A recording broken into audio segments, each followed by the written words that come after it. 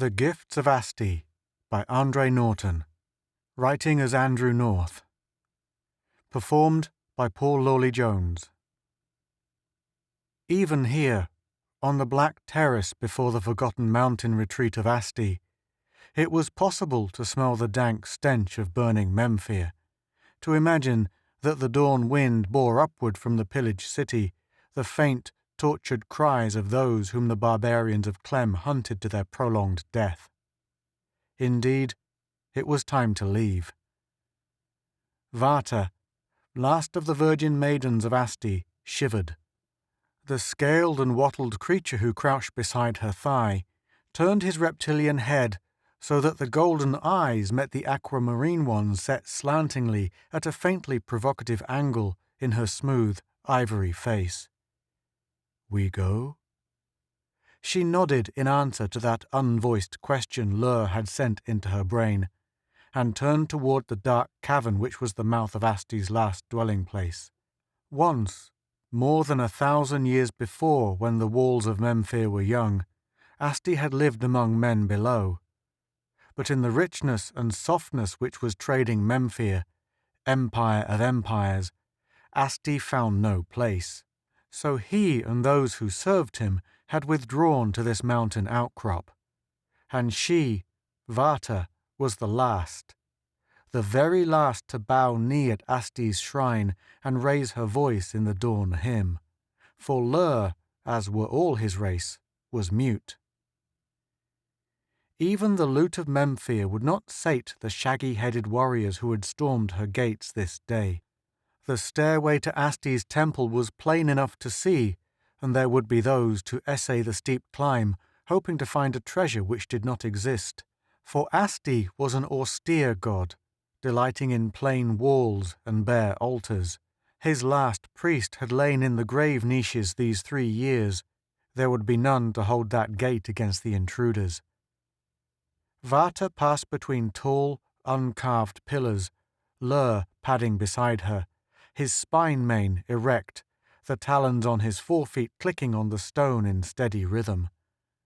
So they came to the innermost shrine of Asti, and there Vata made graceful obeisance to the great cowled and robed figure which sat enthroned, its hidden eyes focused upon its own outstretched hand. And above the flattened palm of that wide hand hung suspended in space the round orange-red sun ball which was twin to the sun that lighted Urb. Around the miniature sun, swung in their orbits, the 4 worlds of the system, each obeying the laws of space, even as did the planets they represented.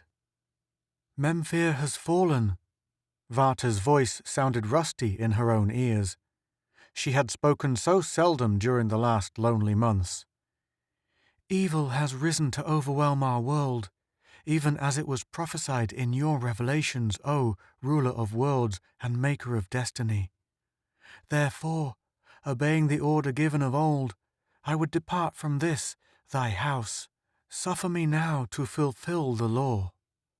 3 times she prostrated her slim body on the stones at the foot of Asti's judgment chair. Then she rose and, with the confidence of a child in its father, she laid her hand palm upward upon the outstretched hand of Asti. Beneath her flesh, the stone was not cold and hard, but seemed to have an inner heat, even as might a human hand. For a long moment she stood so, and then she raised her hand slowly, carefully, as if within its slight hollow she cupped something precious. And, as she drew her hand away from the grasp of Asti, the tiny sun and its planets followed, spinning now above her palm as they had above the statues. But out of the cowled figure, some virtue had departed with the going of the miniature solar system. It was now but a carving of stone, and Vata did not look at it again as she passed behind its bulk to seek a certain place in the temple wall, known to her from much reading of the old records. Having found the stone she sought, she moved her hand in a certain pattern before it, so that the faint radiance streaming from the tiny sun gleamed on the greyness of the wall. There was a grating, as from metal long unused, and a block fell back, opening a narrow door to them. Before she stepped within, the priestess lifted her hand above her head, and then she withdrew it. The sun and planets remained to form a diadem just above the intricate braiding of her dull red hair. As she moved into the secret way, the 5 orbs swung with her, and in the darkness there the sun glowed richly, sending out a light to guide their feet. They were at the top of a stairway, and the hollow clang of the stone as it moved back into place behind them echoed through a gulf which seemed endless. But that, too, was as the chronicles had said, and Vata knew no fear. How long they journeyed down into the maw of the mountain and, beyond that, into the womb of Urb itself, Vata never knew. But, when feet were weary and she knew the bite of real hunger, they came into a passageway which ended in a room hollowed of solid rock. And there, preserved in the chest in which men born in the youth of Memphir had laid them, Vata found that which would keep her safe on the path she must take. She put aside the fine silks, the jewelled cincture, which had been the badge of Asti's service, and drew on over her naked body a suit of scaled skin, gemmed and glistening in the rays of the small sun. There was a hood to cover the entire head, taloned gloves for the hands, webbed, clawed coverings for the feet, as if the skin of a giant, man-like lizard had been tanned and fashioned into this suit. And Vata suspected that that might be so. The world of Urb had not always been held by the humankind alone. There were supplies here too, lying untouched in ageless containers within a lizard-skin pouch. Vata touched her tongue without fear to a powdered restorative, sharing it with Lur, whose own mailed skin would protect him through the dangers to come. She folded the regalia she had stripped off and laid it in the chest, smoothing it regretfully before she dropped the lid upon its shimmering colour. Never again would Asti's servant wear the soft stuff of his livery, but she was resolute enough when she picked up the food pouch and strode forward, passing out of the robing chamber into a narrow way which was a natural fault in the rock, unsmoothed by the tools of man. But when this rocky road ended upon the lip of a gorge, Vata hesitated, plucking at the throat latch of her hood-like helmet. Through the unclouded crystal of its eye-holes, she could see the sprouts of yellow vapour which puffed from crannies in the rock wall down which she must climb. If the records of the temple spoke true, these curls of gas were death to all lunged creatures of the upper world. She could only trust that the cunning of the scaled hood would not fail her. The long talons fitted to the fingertips of the gloves, the claws of the webbed foot coverings clamped fast to every hand and foothold. But the way down was long, and she caught a message of weariness from Lur before they reached the piled rocks at the foot of the cliff. The puffs of steamy gas had become a fog through which they groped their way slowly, following a trace of path along the base of the cliff. Time did not exist in the underworld of Urb. Vata did not know whether it was still today or whether she had passed into tomorrow when they came to a crossroads. She felt Lur press against her, forcing her back against a rock. "There is a thing coming." His message was clear. And in a moment, she too saw a dark hulk nosing through the vapour. It moved slowly, seeming to balance at each step as if travel was a painful act. But it bore steadily to the meeting of the two paths. It is no enemy, but she did not need that reassurance from Lur. Unearthly as the thing looked, it had no menace. With a last twist of ungainly body, the creature squatted on a rock and clawed the clumsy covering it wore about its bone-thin shoulders and domed skull head. The visage it revealed was long and grey, with dark pits for eyes and a gaping, fang-studded, lipless mouth. "Who are you who dare to tread the forgotten ways and rouse from slumber the guardian of the chasms?" The question was a shrill whine in her brain. Her hands half rose to cover her ears. "I am Vata, maiden of Asti. Memphir has fallen to the barbarians of the outer lands, and now I go, as Asti once ordered." The guardian considered her answer gravely. In one skeleton claw it fumbled a rod, and with this it now traced certain symbols in the dust before Varta's webbed feet. When it had done, the girl stooped and altered two of the lines with a swift stroke from one of her talons. The creature of the chasm nodded its misshapen head. "Asti does not rule here, but long and long and long ago there was a pact made with us in his name. Pass free from us, woman of the light. There are two paths before you." The guardian paused for so long that Varta dared to prompt it. "Where do they lead, guardian of the dark?" "This will take you down into my country." It jerked the rod to the right. "And that way is death for creatures from the surface world. The other? In our old legends it is said to bring a traveller out into the upper world. Of the truth of that I have no proof." "But that one I must take." She made slight obeisance to the huddle of bones and dank cloak on the rock, and it inclined its head in grave courtesy. With Lur pushing a little ahead, she took the road which ran straight into the flume-veiled darkness, nor did she turn to look again at the thing from the chasm world.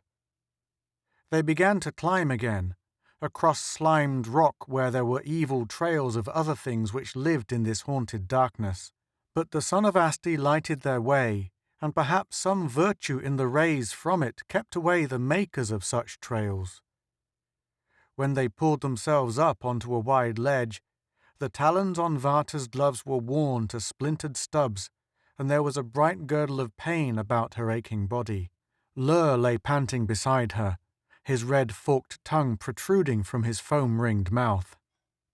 "We walk again the ways of men." Lur was the first to note the tool marks on the stone where they lay. "By the will of Asti, we may win out of this maze after all." Since there were no signs of the deadly steam, Varta dared to push off her hood and share with her companion the sustaining power she carried in her pouch. There was a freshness to the air they breathed, damp and cold though it was, which hinted of the upper world. The ledge sloped upwards at a steep angle at first, and then more gently. Lur slipped past her and thrust head and shoulders through a break in the rock. Grasping his neck spines, she allowed him to pull her through that narrow slit into the soft blackness of a surface night. They tumbled down together, Varta's head pillowed on Lur's smooth side, and so slept as the sun and worlds of Asti whirled protectingly above them. A whir of wings in the air above her head awakened Varta. One of the small, jewel-bright flying lizard creatures of the deep jungle poised and dipped to investigate more closely the worlds of Asti. But at Varta's upflung arm, it uttered a rasping cry and planed down into the mass of vegetation below. By the glint of sunlight on the stone around them, the day was already well advanced. Varta tugged at Lur's mane until he roused. There was a regularity to the rocks piled about their sleeping place, which hinted that they had lain among the ruins left by man. But of this side of the mountains both were ignorant, for Memphir's rule had not run here. Many dead things in times past. Lur's scarlet nostril pits were extended to their widest. But that was long ago. This land is no longer held by men. Varta laughed cheerfully. "If here there are no men, then there will rise no barbarian hordes to dispute our rule. Asti has led us to safety. Let us see more of the land he gives us." There was a road leading down from the ruins, a road still to be followed in spite of the lash of landslip and the crack of time. And it brought them to a cup of green fertility where the lavishness of Asti's sowing was unchecked by man. Varta seized eagerly upon globes of blood-red fruit which she recognized as delicacies which had been cultivated in the temple gardens, while Lur went hunting into the fringes of the jungle, there dining on prey so easily caught as to be judged devoid of fear. The jungle-choked highway curved, and they were suddenly fronted by a desert of sere desolation, a desert floored by glassy slag which sent back the sunbeams in a furnace glare. Vata shaded her eyes and tried to see the end of this, but, if there was a distant rim of green beyond, the heat distortions in the air concealed it. Lur put out a front paw to test the slag, but withdrew it instantly. "It cooks the flesh. We cannot walk here," was his verdict. Vata pointed with her chin to the left where, some distance away, the mountain wall paralleled their course. "Then let us keep to the jungle over there and see if it does not bring around to the far side. But what made this?" She leaned out over the glassy stuff, not daring to touch the slick surface. "War." Lur's tongue shot out to impale a questing beetle. "These forgotten people fought with fearsome weapons." "But what weapon could do this? Memphir knew not such." "Memphir was old, but mayhap there were those who raised cities on before the first hut of Memphir squatted on tidal mud. Men forget knowledge in time. Even in Memphir, the lords of the last days forgot the wisdom of their earlier sages. They fell before the barbarians easily enough." "If ever men had wisdom to produce this, it was not of Asti's giving." She edged away from the glare. "Let us go." But now they had to fight their way through jungle, and it was hard, until they reached a ridge of rock running out from the mountain as a tongue thrust into the blasted valley, and along this they picked their slow way. "There is water near." Lur's thought answered the girl's desire. She licked dry lips longingly. "This way." Her companion's sudden turn was to the left, and Vata was quick to follow him down a slide of rock. Lur's instinct was right, as it ever was. There was water before them, a small lake of it. But even as he dipped his fanged muzzle toward that inviting surface, Lur's spined head jerked erect again.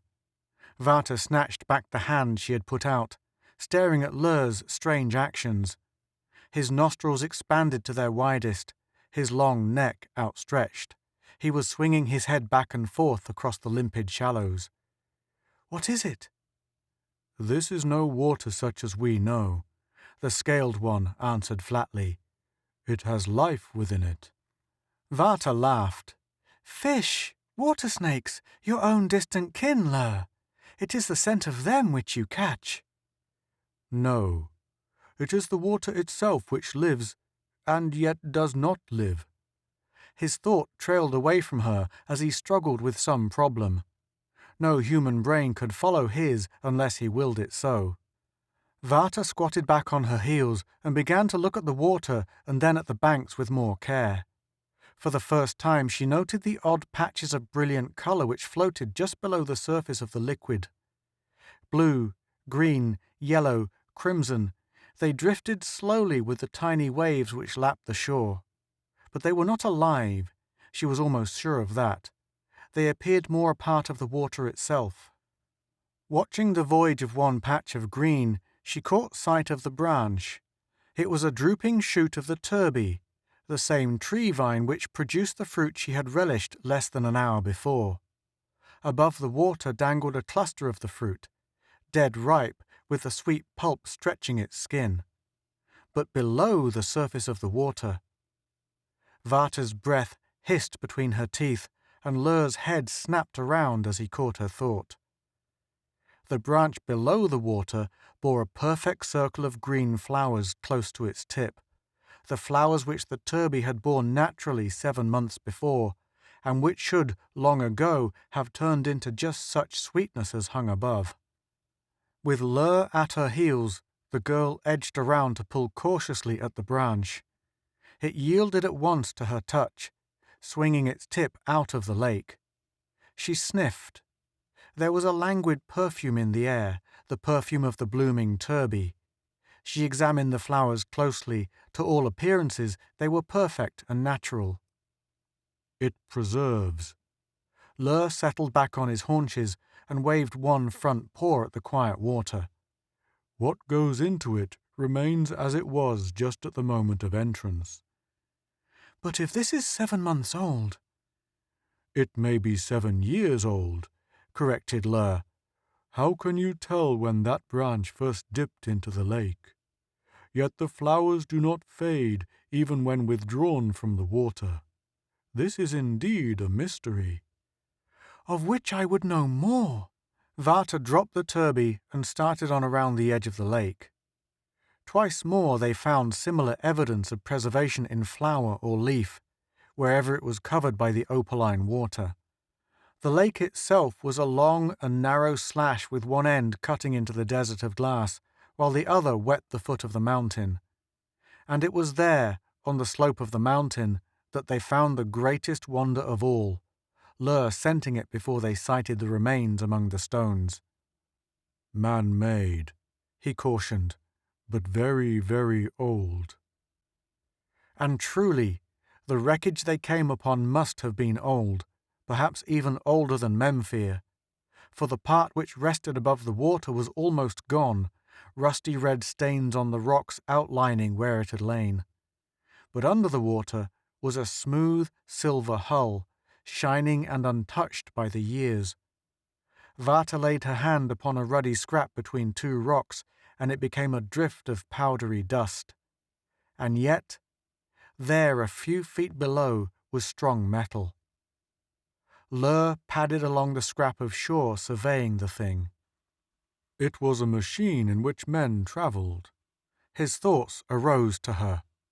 But they were not as the men of Memphir, perhaps not even as the sons of Erb.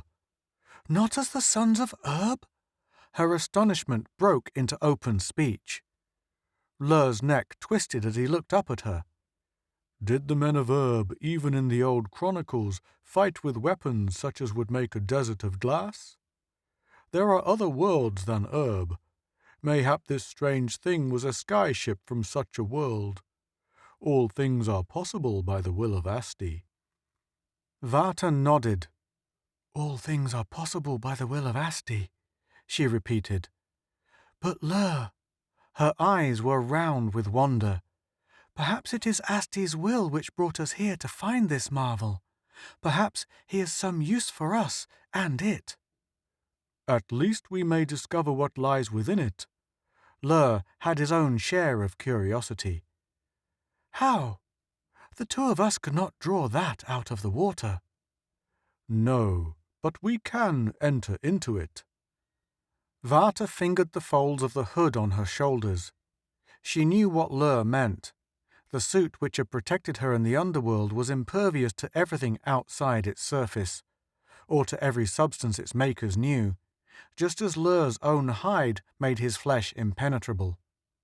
But the fashioners of her suit had probably never known of the living lake, and what if she had no defense against the strange properties of the water? She leaned back against a rock. Overhead, the worlds and son of Asti still travelled their appointed paths. The worlds of Asti. If it was his will which had brought them here, then Asti's power would wrap her around with safety. By his will she had come out of Memphir over ways no human of Erb had ever trod before. Could she doubt that his protection was with her now?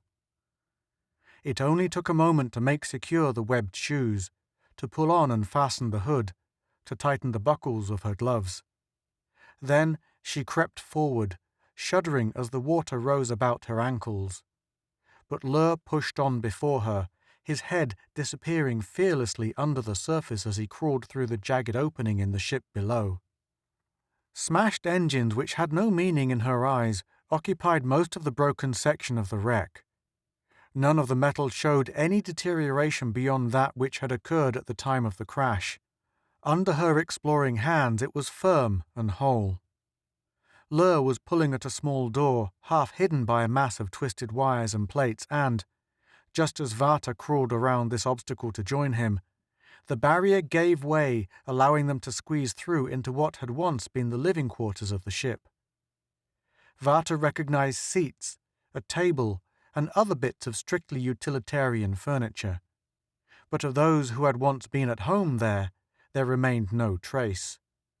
Ler having given one glance to the furnishings, was prowling about the far end of the cabin uncertainly, and now he voiced his uneasiness.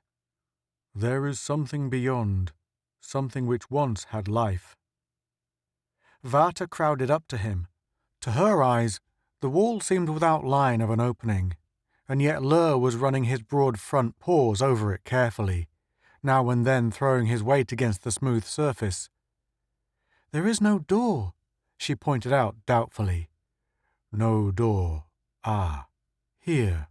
Lur unsheathed formidable fighting claws to their full length for perhaps the first time in his temple-sheltered life, and endeavoured to work them into a small crevice.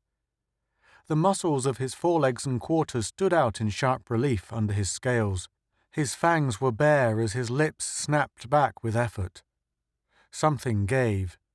A thin black line appeared to mark the edges of a door. Then time, or Lur's strength, broke the ancient locking mechanism.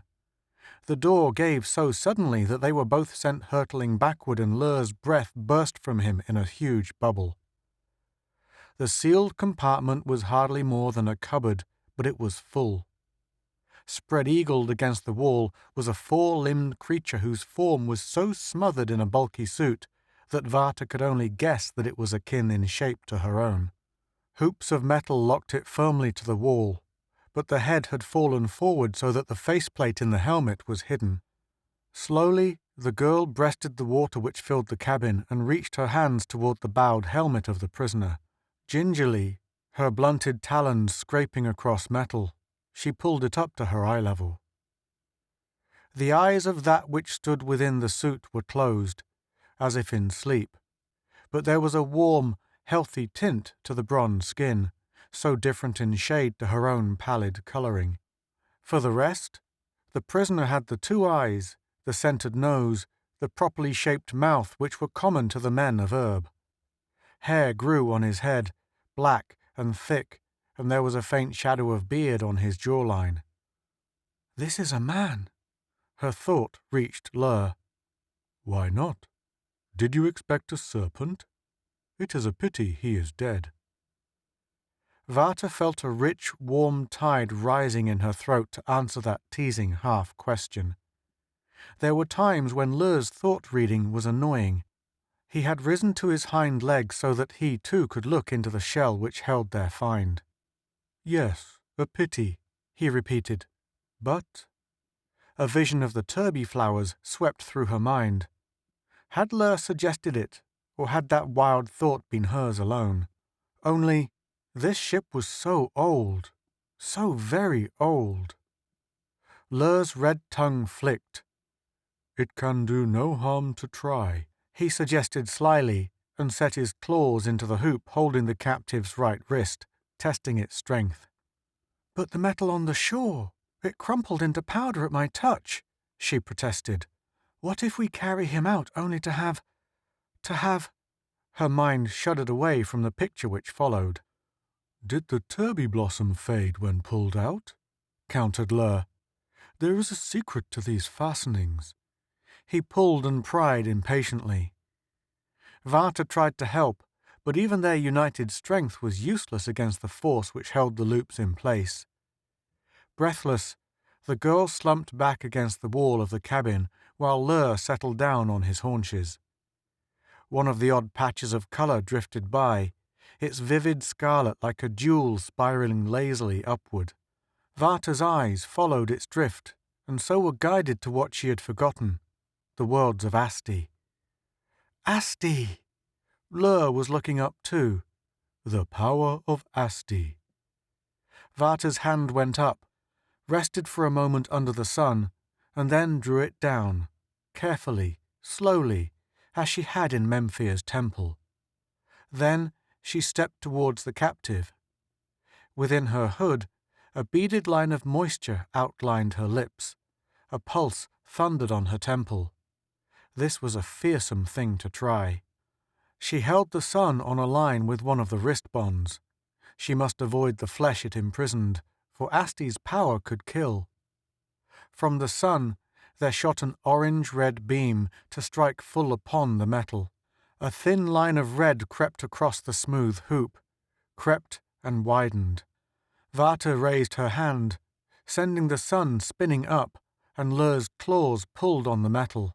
It broke like rotten wood in his grasp. The girl gave a little gasp of half-terrified delight. Then the old legends were true. As Asti's priestess, she controlled powers too great to guess. Swiftly, she loosed the other hoops and restored the sun and worlds to their place over her head as the captive slumped across the threshold of his cell. Tugging and straining, they brought him out of the broken ship into the sunlight of Urb. Vata threw back her hood and breathed deeply of the air which was not manufactured by the wizardry of the lizard skin, and Lur sat panting, his nostril flaps open. It was he who spied the spring on the mountainside above, a spring of water uncontaminated by the strange life of the lake. They both dragged themselves there to drink deeply. Vata returned to the lakeshore reluctantly. Within her heart, she believed that the man they had brought from the ship was truly dead. Lur might hold out the promise of the flowers, but this was a man, and he had lain in the water for countless ages. So she went with lagging steps to find Lur busy. He had solved the mystery of the spacesuit and had stripped it from the unknown. Now his clawed paw rested lightly on the bared chest, and he turned to Vata eagerly. "There is life." Hardly daring to believe that, she dropped down beside Lur and touched their prize. Lur was right. The flesh was warm, and she had caught the faint rhythm of shallow breath. Half remembering old tales, she put her hands on the arch of the lower ribs and began to aid that rhythm. The breaths were deeper. Then the man half turned, his arm moved. Vata and Lur drew back. For the first time, the girl probed gently the sleeping mind before her, even as she had read the minds of those few of Memphir who had ascended to the temple precincts in the last days. Much of what she read now was confused, or so alien to Urb that it had no meaning for her.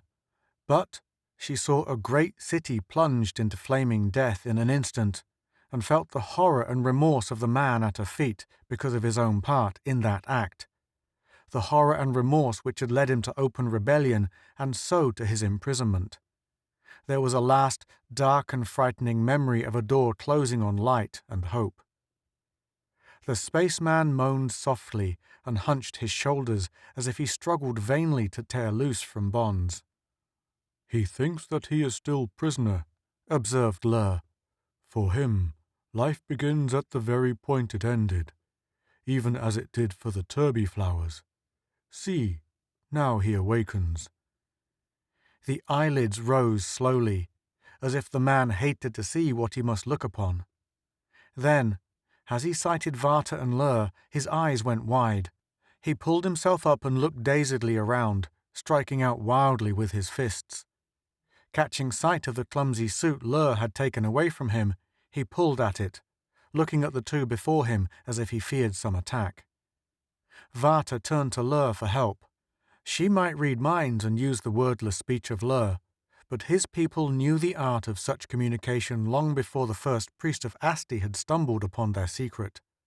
Let Lur now quiet this outlander. Delicately, Lur sought a way into the other's mind, twisting down paths of thought strange to him.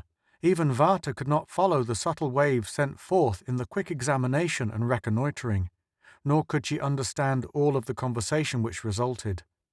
For the man from the ancient ship answered in speech aloud, sharp, harsh sounds of no meaning.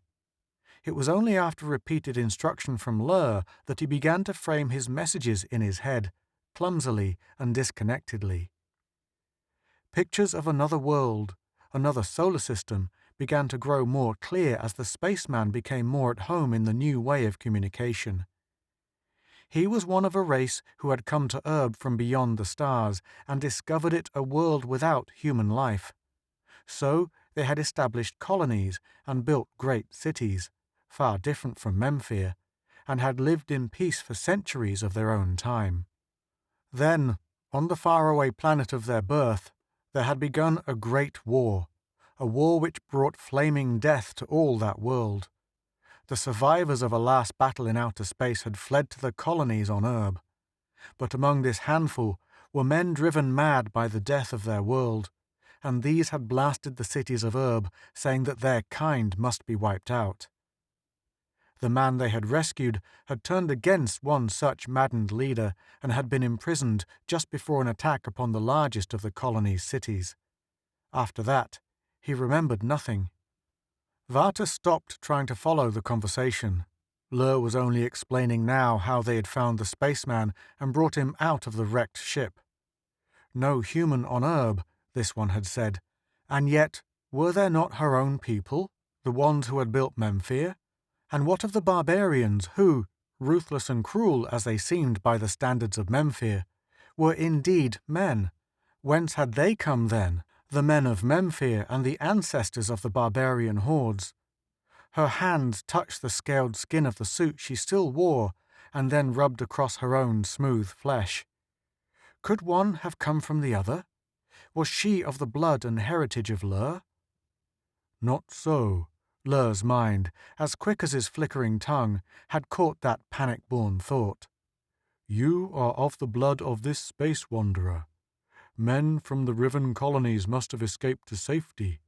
Look at this man. Is he not like the men of Memphir, as they were in the olden days of the city's greatness? The stranger was tall, taller than the men of Memphir, and there was a certain hardness about him which those city dwellers in ease had never displayed. But Lur must be right. This was a man of her race. She smiled in sudden relief, and he answered that smile. Lur's soft laughter rang in both their heads. Asti, in his infinite wisdom, can see through centuries.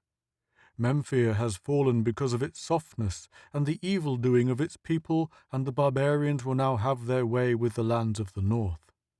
But to me, it appears that Asti is not yet done with the pattern he was weaving there.